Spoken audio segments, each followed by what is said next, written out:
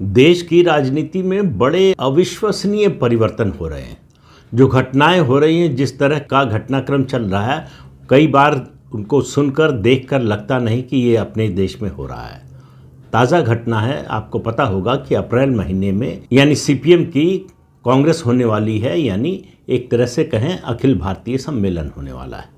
उसके पहले पार्टी जो है एक ड्राफ्ट रेजोल्यूशन, जो पॉलिटिकल रेजोल्यूशन होता है, उसका ड्राफ्ट सारी स्टेट यूनिट्स को भेजती है, उस पर उनसे राय लेती है, उसके बाद फाइनल ड्राफ्ट बनता है। जो ड्राफ्ट भेजा गया है उसमें जो बात कही गई है उस पर बड़ा हंगामा मचा है।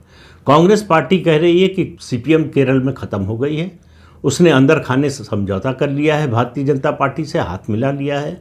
सीपीआई कह रही है कि सीपीएम को ये अपना स्टैंड बदलना पड़ेगा, और कांग्रेस तो यहाँ तक कह रही है कि अब सीपीएम का स्थान किसी भी राष्ट्रीय गठबंधन में नहीं हो सकता। तरह तरह की प्रतिक्रियाएं आ रही हैं। पहले तो जान लें कि है क्या मामला, क्या है।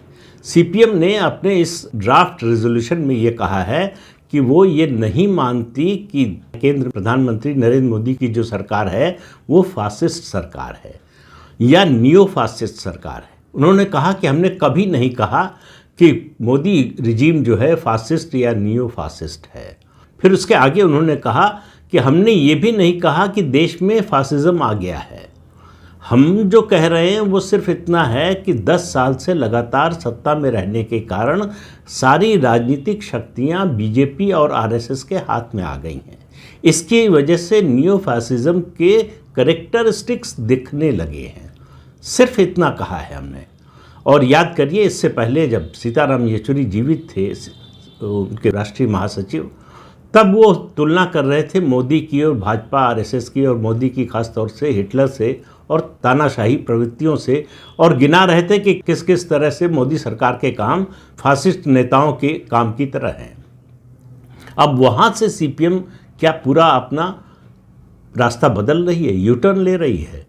ये एक सवाल जो है उसके साथी दल उठा रहे हैं। विरोधियों की तो बात छोड़ दीजिए। तुषार गांधी जो लेखक हैं, उन्होंने तो यहाँ तक कह दिया कि सीपीएम लाल झंडे का लाल गलीचा बिछा रही है, आरएसएस का स्वागत कर रही है केरल में। अब इतनी एक्सट्रीम प्रतिक्रिया क्यों आ रही है? उसकी वजह यह है कि देश की जो सबसे बड़ी विपक्षी पार्टी है कांग्रेस पार्टी, वो 10 साल से लगातार कह रही कि देश में फासिज्म आ गया है, जनतंत्र खत्म हो गया है, सारी संवैधानिक संस्थाओं की जो स्वतंत्रता है वो ख़त्म कर दी है मोदी ने। राहुल गांधी दुनिया भर में घूम घूम कर कह रहे थे कि आइए और जनतंत्र को बचाइए भारत में।